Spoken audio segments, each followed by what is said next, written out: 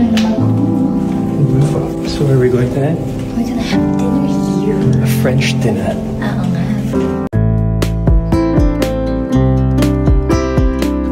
Sara Geronimo, masayang ipinagdiwang ang kanyang ika-37 taong kaarawan, kasama ang asawang si Matteo Guidicelli.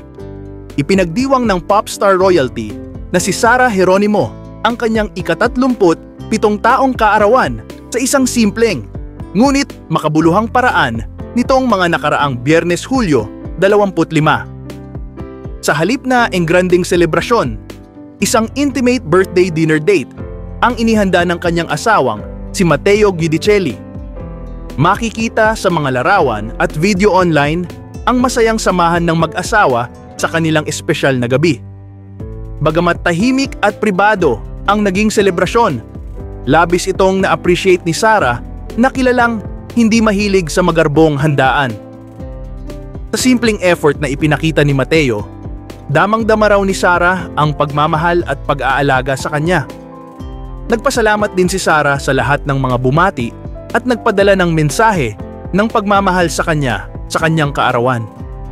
Patuloy naman ang paghanga ng fans sa kanilang matatag at inspirasyonal na relasyon bilang mag-asawa. Para sa marami, ang simpleng selebrasyon ni Sara at Matteo ay isang patunay na hindi kailangan ng marangyang handaan upang iparamdam ang tunay na pagmamahal.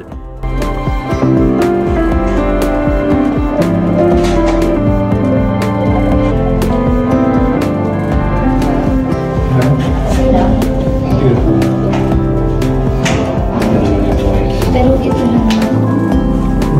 So where are we going tonight? We're gonna have dinner here. A French dinner. Oo nga. My baby. Picture kita. Babe, what are you gonna have?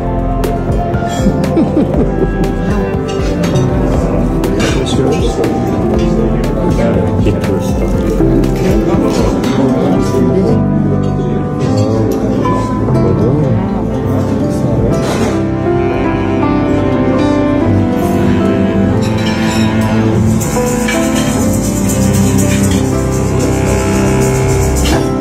Grazie. Happy birthday, Bob. Grazie. How's dinner? Very good, ha? Sarap ng ano. Everything tutto bene. Tutto bene. Tutto bene. Birthday. Minis.